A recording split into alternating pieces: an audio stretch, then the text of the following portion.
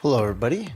Today we are going to be doing a tutorial on how to interpret motion data from an image or a video that's already been baked out, and then analyzing it in Nuke, then taking the motion vector pass out of Nuke and into Houdini and using it to drive a particle system. So let's look at a quick example. This is a project I worked on earlier this week.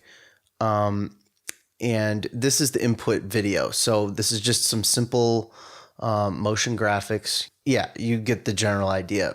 So then when we're done with this and we feed it in through this workflow, you end up with something like this. Now this is a combination of the input and the output, but you can see the parts that are new. It's all this particle stuff that's happening. So all of this splashing around and effects and stuff like that. You can see that the particles are actually inheriting some of the velocity of the original video. So what we're going to do is we're going to hop into Nuke and we're going to figure out how we can get this motion vector data analyzed from the video. I've prepared here a little piece of footage of fire. It's a slow-mo I took with my iPhone. I just shot it at 240 frames a second, and I think it could look kind of cool sending it through this. I have no idea if it is going to look cool, but we're going to find out. So let's hop into Nuke. So for this version, I'm using the non-commercial learning edition of Nuke, and you can find that on the Foundry's website. What I'm going to do is I'm going to hop over to the node graph here, and I'm going to hit the tab key and I'm going to select read. Top, optical flow tutorial. We're going to go with in the footage folder and we're looking for a fire clip. I'll hit open. And then I'm going to hit the 1 key so that it pops into here. Looks like we're all good there. I'm going to hit the S key, check some settings in here just to make sure we're all on the same page. Looking good. Okay, so what we got here is we just simply have our RGB pass, but what we need is a motion vector pass. And the way the motion vector pass works is it uses computer vision to analyze the pixels to figure out where they're going, and it's the thing that is in After Effects that it helps you calculate pixel motion blur. It's, optical flow. So in order to do this, what we need to do is we need a vector generator. So I'm going to right click here and I'm going to go up to the time section and I'm going to select vector generator. And I'm going to wire our source to our read node. And then I'm going to hit the 1 key to output the vector generator. So in the vector generator, what I did was I kind of selected a couple values, vector detail. I cranked this up kind of as high as this slider would let me go. And then for the strength, I just kind of left it where it was. I'm thinking what that does is it does a better job of, analyzing it. But I don't know. I'm turning off the GPU as well because my computer is, as you can see, running a very terrible mobile graphics card. At any rate, so what we have here now that we've piped this through this vector generator is if we go up here, we can actually look at this new channel which appears, which is the motion channel. So I'll think about it for a second. Now, what have we got here? This is a bunch of green and yellow and red colors, and what is this? If we hit play, it just kind of looks like nonsense. So what do we actually have here? Okay, back up under here where we've got our channels. We've got the motion channel, we've got forward and backward vectors. So what a forward vector calculation is it's basically looking at the frame ahead of the current frame and doing the calculation of velocity based off of the difference between where the pixels are in the image in those two images. Backwards is just the opposite. It looks at the current frame and then looks 1 frame backwards to do the velocity calculation. What I did in my example, I used the forward. I'm not really sure if it matters or not, but what we're going to do is we're going to start with the forward. So as you can see here, we're limited to red and green values. See, if I'm hovering over here and you look down in this region of the screen, you can see that there's actually, it's computing color it's not computing any blue, but it's computing, a red value of -5 and a green value of 5, which means that it's calculating a value of roughly -5 in the X direction and 5 in the Y direction. So all that being said, all we got to do now is write out a sequence of this so that we can bring it into Houdini. This is our texture that we're looking for, so we're good. I'm going to turn this back to RGBA, and then I'm going to hit Tab and write down a write node. And from here, I'm attaching the vector generator. And then in the right node, what I'm going to do is I'm going to, instead of just the RGB channel up here, I'm going to select all, because you can see our motion forward, backward, blah, blah, blah, all that's in there. So we're going to hit all, and we're going to write it out to the same directory. What I'll do is I will create a folder here, and I'll call it MV Fire Sequence. And here what I'll do is I'm going to call it MV Fire dot pound dot EXR, because EXRs can store multiple passes or multiple channels in that file. So I'm going to hit save. All right, and then I'm going to go just look through all this stuff. All right, I'm going to click render, see what happens. Render 1 to 241 looks good. Continue on error. Okay. And so here we go. It looks like I've got 20 minutes to go, 11 minutes to go. Who knows? I'm going to pause the recording and then I'll be right back. Okay. And we're back. Nuke is done. Let's see what it got us. In our little directory we created here in our footage, it's about 1.5 gigs for 10 seconds of video. I mean, that's kind of a lot. We're looking at, I mean, these 16-bit EXR files with all the channels can really kind of carry a lot of info with them. But, I'm just kind of paging through here. It looks like it's all there. And we will now hop over into Houdini to, start working the effect. Okay, here we are in Houdini. And the first thing I'm going to do is I'm going to change my display to be darker, because that makes things a little bit easier to see. So I'm going to hit the D key. That opens up this window. I'm going to go up to the background tab.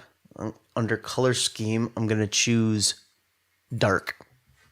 And then under, let's see, guides, I'm going to turn off the origin gnomon.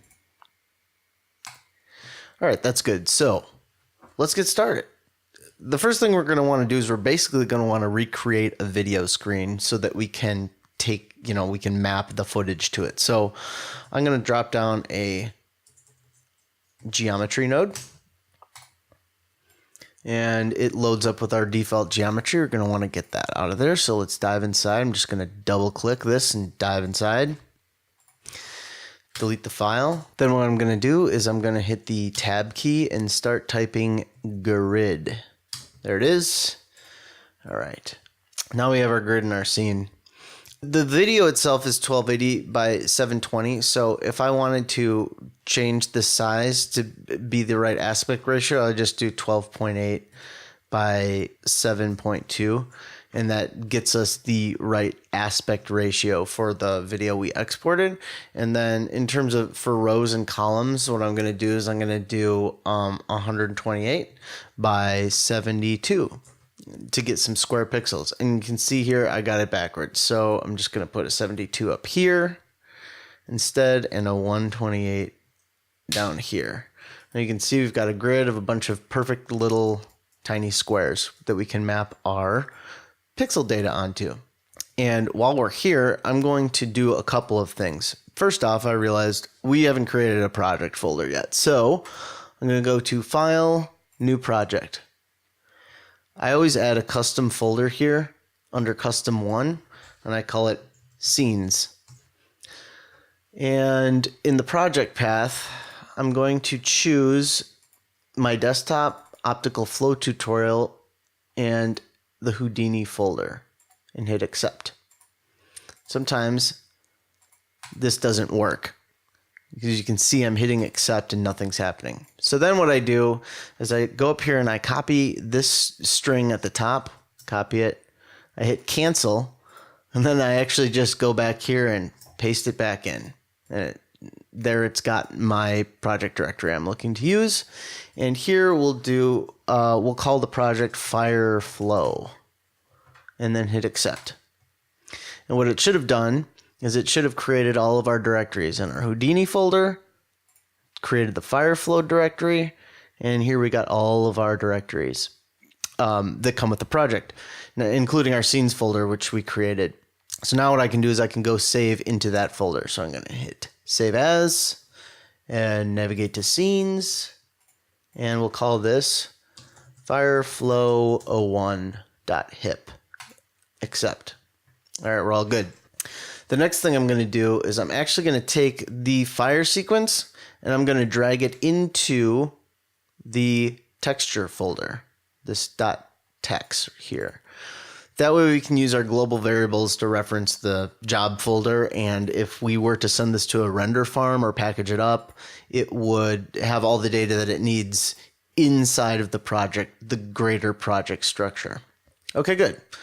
So let's get back to this now. What we need to do is we need to map the data onto this, and the way that this stuff works is Houdini is all about data. It's got data all over the place, and this is a really great opportunity to learn about attributes. Now, what attributes do these points have? Let's go over to up here on this top bar where these little tabs are. You can go over to the geometry spreadsheet, and you can see that under point attributes, there's a bunch of positions, a bunch of X, Y, and Z positions, and that literally is describing the attributes of all these points in space. So we're able to store data on these attributes, and it's not, the beauty of Houdini is that it makes it super easy to store any data on these points that we want to, including things like color and velocity.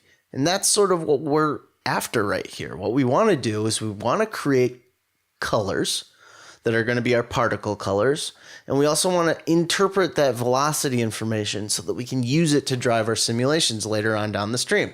So the way that we can add some attributes to these points, the attributes that we're looking for, is to use an attribute from map node. So I'm going to hit tab and type attribute from map. There we are.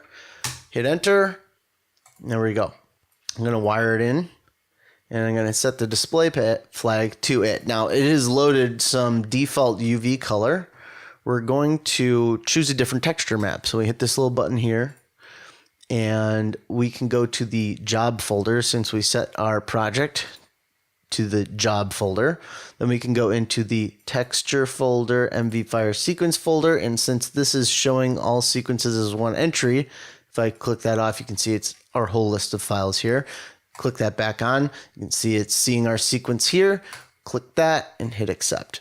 And it's mapped the color onto the points. Now, this is different than a texture map. A texture map, you can see that this is pretty low res because it's literally interpolating the colors between the points. So really we're only getting pixel information on each point, not in a continuous sense the way you would typically think of a UV, but that doesn't really matter at this point. So if we hit play, you can see it's actually playing our video back, and it's upside down. Or maybe I'm upside down. Yeah, we'll just rotate the camera. How about that? Looks pretty good. Cool, so all that information's on there. Let's see what's happening. If we go back over here to our node, we're up in our parameters here. We can see that what it's doing is it isn't really taking a texture channel. Let's see what we've got. Our texture channels, we've got color. Cool. It's taking color and it's exporting it to the CD attribute. The CD attribute is the common name for point colors in Houdini. Now you can see if we go back to our geometry spreadsheet before, when we had our grid, there was no CD value. Now when we go and add the attribute for map, you can see we've mapped all these color values onto it. Switch over back to our scene view. Now that's good, we've got colors, so what's next? All right, we're gonna actually just do this again. I'm going to hold down the option key and I'm going to drag this off to the side to make a copy of it. Then I'm going to hold down the Y key to slice that off, to cut that wire. I'm going to put this right below it and wire it back in.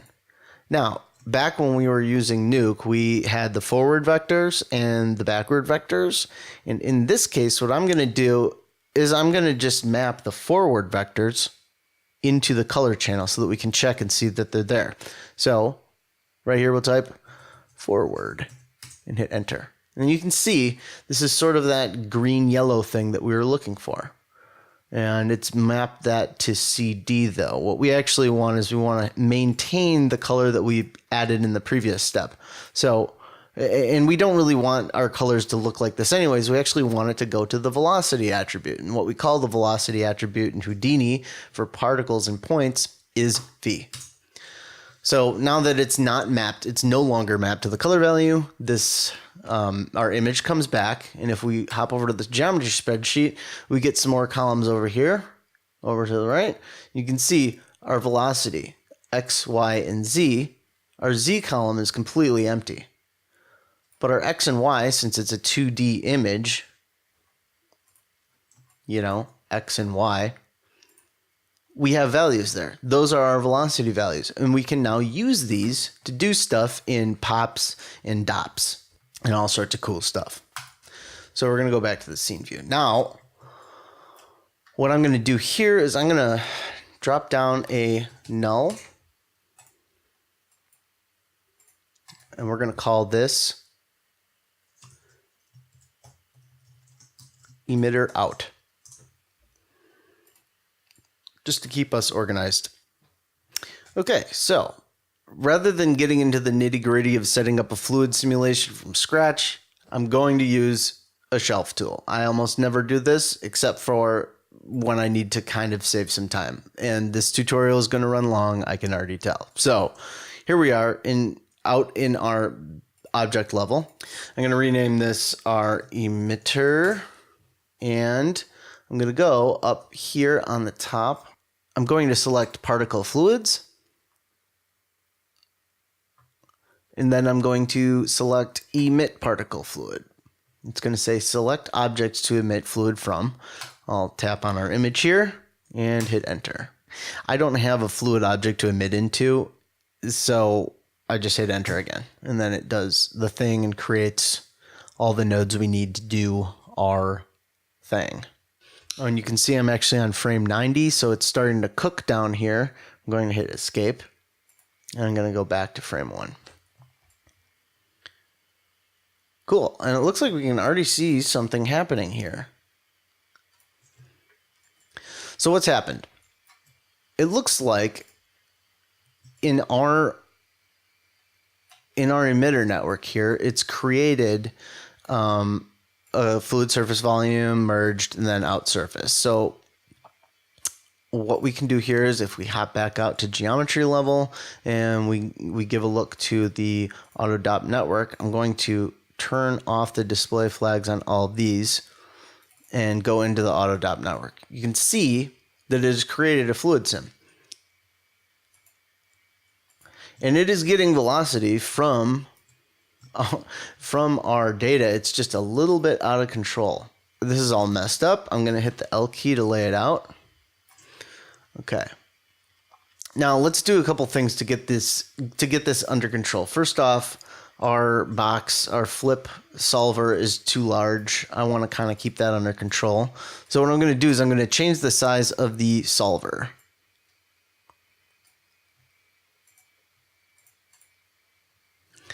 Under volume motion here, our box size, I'm going to reduce to, what did we say, 12.8 by, I'm going to go back to frame 1 so it doesn't continuously try to recook.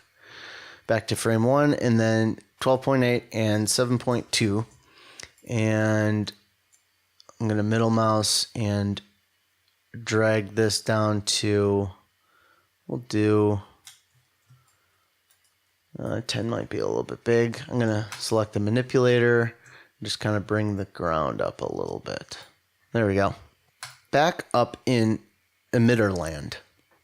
things are a little bit out of control. It looks like we've got a little bit of high velocity. We don't have the right color.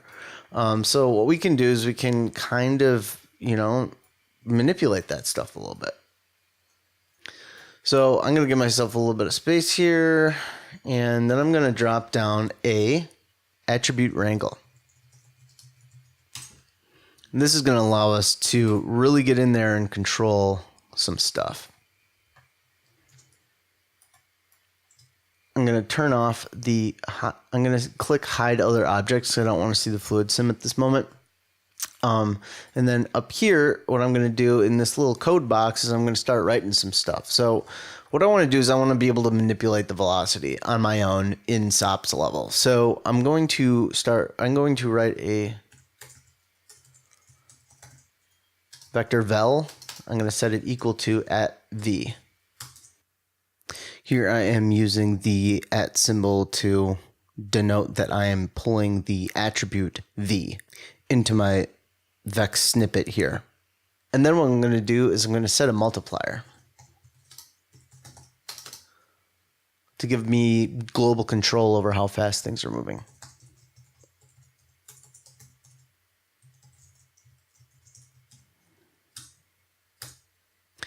Now, in order to kind of see what I'm doing, I haven't gotten anywhere with this yet. I'm going to mute this node for a second and turn on velocities. You can see that it has velocity in here, but it's not mapped to the right channel. You can see that our X and Y velocities are in X and Y in image space, whereas we need them to be in X and Z in world space. Now what I can do is I can set velocity equal to vel.x, 0 in y, and vel.z. Now the velocity vector should follow the layout with relation to the image. I've got an error here. This is supposed to be channel float. And I'm going to hit this button so that it makes our parameter down here. And now what I can do is I can multiply this whole set by our multiplier. Mult times set. So now our multiplier is set to 0. We can multiply the magnitude of our velocities, and you can kind of see those little guys growing. Now I can make this go above 1, make these really big, and you can see that I've made a mistake. Now here, see all of our stuff is going just left and right. It's because I don't want the Z. I don't want the Z velocity. What I want is up here. I don't want the Z velocity to be mapped to the Z velocity. I want the Y velocity to be mapped to the Z velocity. So go back over here into our Wrangler, and we're just going to say vel.y. Now you can see everything's kind of all over the place, but it's going in the direction of the fire. Let's turn our multiplier down so we can see things a little bit better.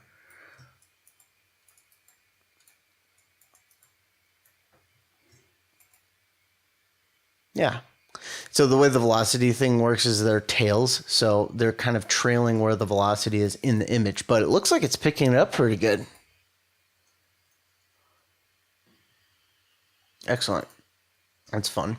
Okay, cool. So now what we can do is we've got our multiplier here. We can do a couple other things. Like, let's say, when we're emitting, I don't want to emit anything from these black areas. I'm not interested in that.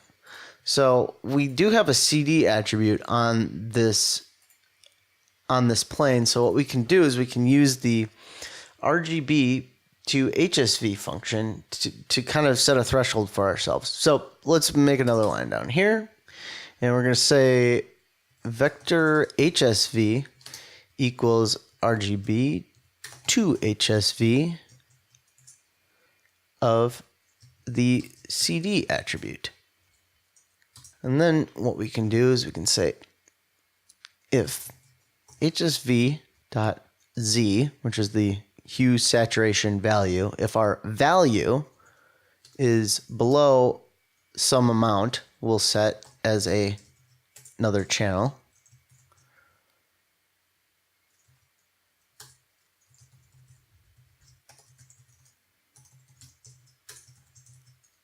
value threshold. Open braces, close braces. Then inside we'll say remove point 0 because it's coming from the first input, and at ptnum. Let's hit this button again. This button again will create our new thing down here, our value threshold. You can see when I crank this up, it does nothing because I totally made a mistake. What did I do?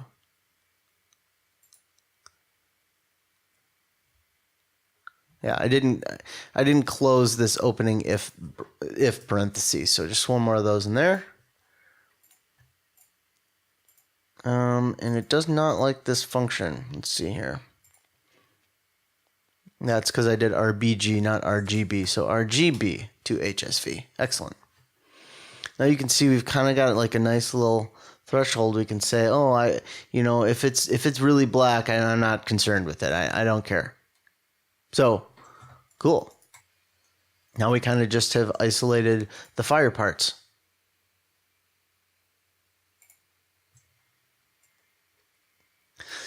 So let's hop back over to our fluid sim in the AutoDOP network and see what's going on over here.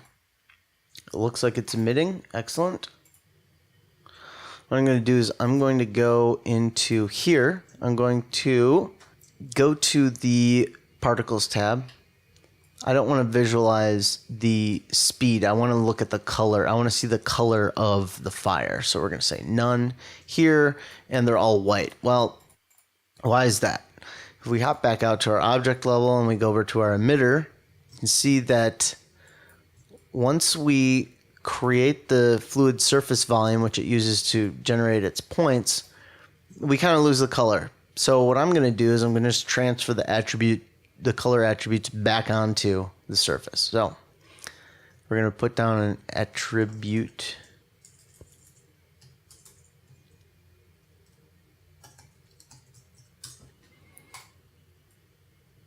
Attribute transfer onto the source from our wrangle. And it looks like it did something. Cool. All right, let's go back into our AutoDOP network. In here, it looks like we've got we've got gravity right now. Gravity is kind of pulling it down in the Y direction. We're actually working in this direction. We're working in the positive Z direction. So I think it might be interesting if we actually made gravity go opposing the motion of the vertically rising flames. So I'm going to do that a little bit right here. We're just going to take gravity here, 9.8 there. I'm going to cut that and let's put in a 0 there, paste it into the Z value. So now we should see our particles falling back in this direction. Except for the velocity is causing them to rise, which is great. We're not getting any interesting buildup though, and the reason is that our boundaries of our box are open, so nothing is kind of crashing into the particles are not crashing into the wall, and we kind of want to do that. So let's try that out.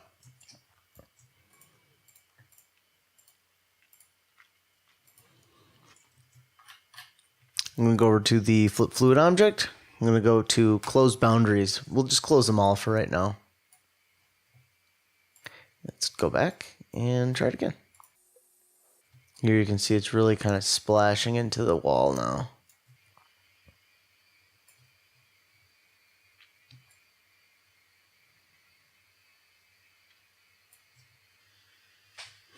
Yeah, I'm going to say based off of looking at this, what I'm going to do is I'm actually going to make the positive Y and the negative Z axis.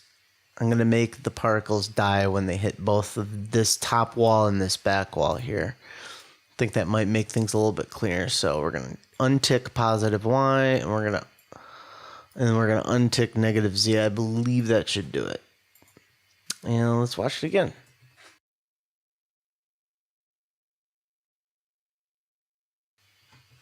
So here I let it kind of cash out like 90 frames or something, and it's starting to look like a very interesting combination of fire and water right now. Maybe lava? I don't know. Let's take a look at it.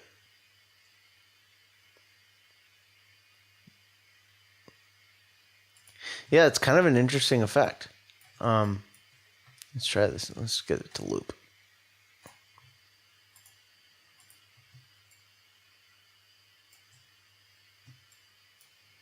I'm going to check this real-time box here. Just playing back in real time. Yeah, that almost, I mean, it almost looks like lava. I mean, I don't really know. I don't know if this is working or not, but I mean, it's kind of interesting. I mean, it's kind of doing what we set out to do. I don't know exactly where you'd use this. I mean, maybe if we made the top of the box a little bit longer, it could kind of like shoot out a little bit more. Yeah, that might be interesting. Let's try it. Grab my flip solver. I got my manipulator selected over here. And we're going to hit escape. Go back to 0. I really screwed up. Let's do that. All right. Manipulator. Let's grab the top and let's just make it like twice as big and see what happens. See if those particles eventually will start falling back down again. And kind of set up right here and just give it a watch.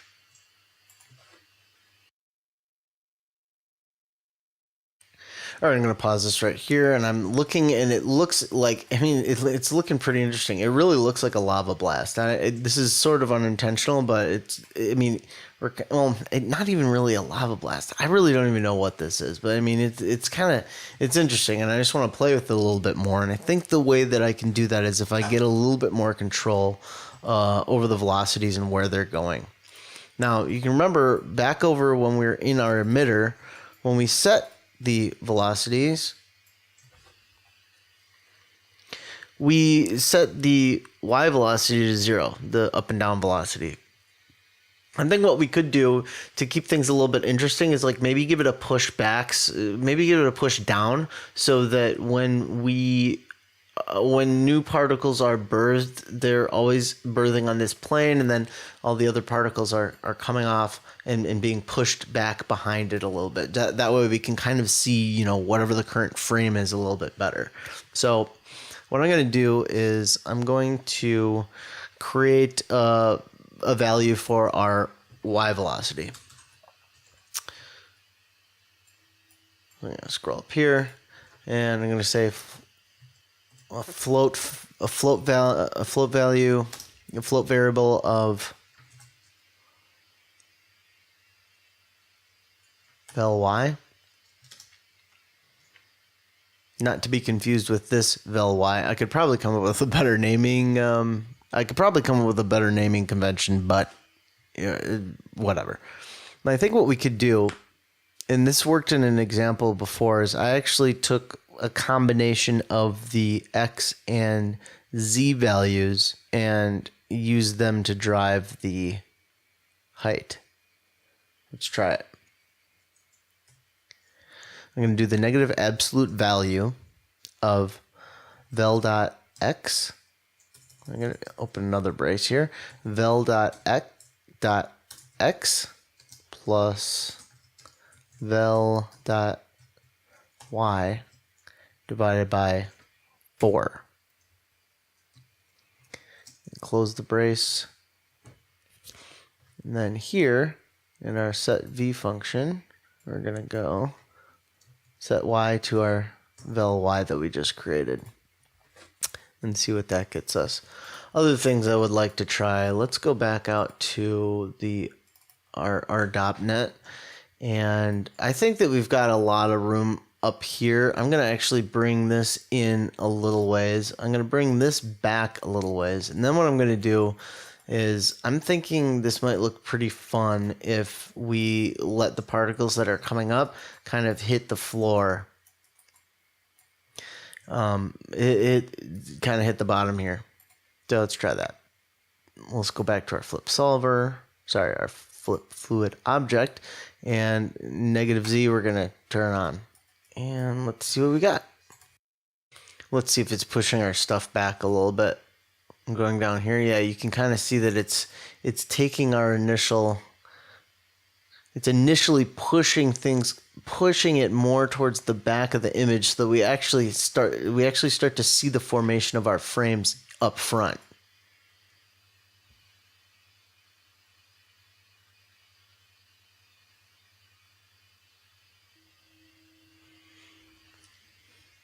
All right, so you can see I let this cache for a little bit, and we're getting a totally crazy looking result of like almost a fire volcano. I don't know.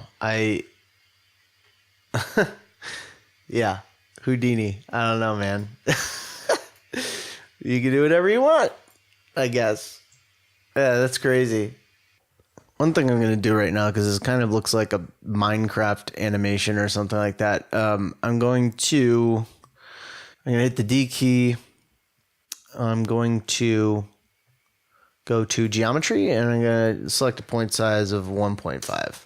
Just bring it down a little bit so I can kind of get a more higher res feel for it. So yeah, I'm definitely into this effect. I think that if you guys come up with anything, come find me on the internet somewhere, Instagram or Twitter, or hit me up. I'd love to see what kinds of things that you guys are feeding into this system. I think that the possibilities are endless. I mean, these results are so much different from any of the other ones that I've seen out there, and the project that I already did, it's crazy. It's crazy. Yeah, so just let me know. I'm very passionate about this stuff. I love connecting with you guys on the internet, and this has just been a blast, and I hope you enjoyed it as much as I did. Have a good night or day.